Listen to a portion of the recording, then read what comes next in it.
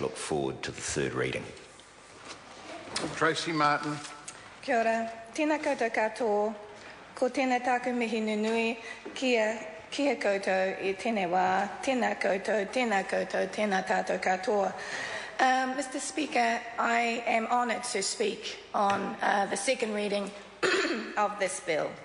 Before I address my notes, I want to acknowledge two things personally with regard to this settlement.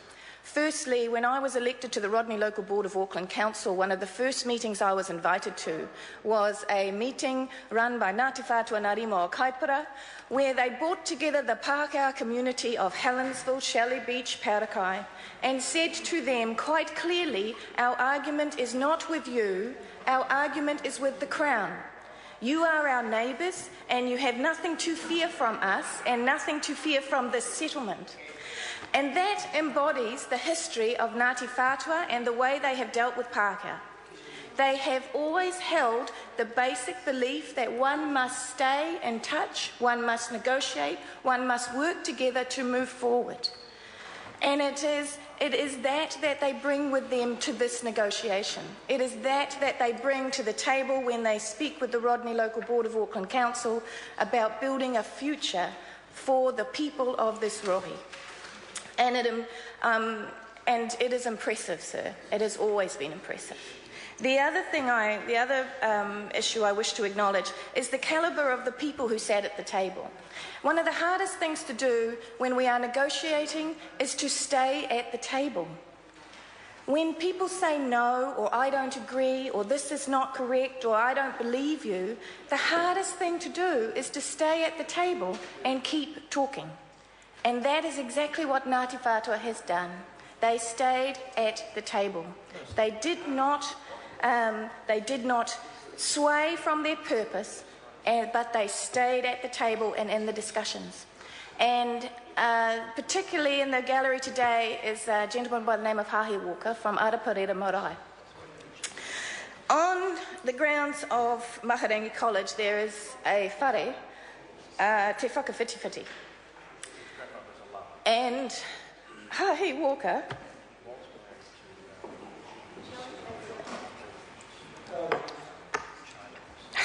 helped raise that whare from the ground. So I acknowledge his presence here today. I will now consult my notes. Before I address the bill directly, however, I do want to remind the House of New Zealand First's commitment during the 2011 election, the commitment we made to this House to stand up for a fair go for all.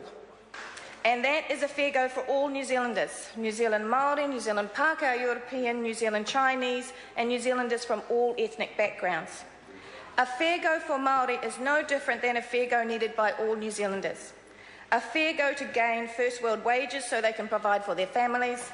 A fair go to gain jobs so that they can regain and retain their dignity, their mana, to gain warm housing, good healthcare, sound education and training systems that they can access, that their young people aspire to be part of and can see themselves attending because they can reach it. Great New Zealand leaders of the past, both Māori and non-Māori, knew their people.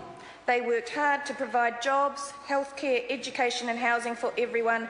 And Mr. Speaker, that is one of the strengths I have personally witnessed in my dealings with Ngati Whatua o Kaipara. Unlike some other settlements where New Zealand First has held concerns that only an elite few inside an iwi has or will benefit from settlement funds and property, we see to date a real and honest commitment by Ngati Whatua o Kaipara negotiators to turn this hard-won settlement from grievance and grief over the past into excitement and real prospects for the future. And it is this place that New Zealand First believes we as a nation need to reach. We need to acknowledge our past. We need to stand in it and own it. But we need to walk into our future with our heads held high. I am proud to be a sixth-generation Pākehā New Zealander. My ancestors benefited from actions of the Crown such as those addressed in these settlements. But while I may not approve of their actions, I will not deny my ancestors.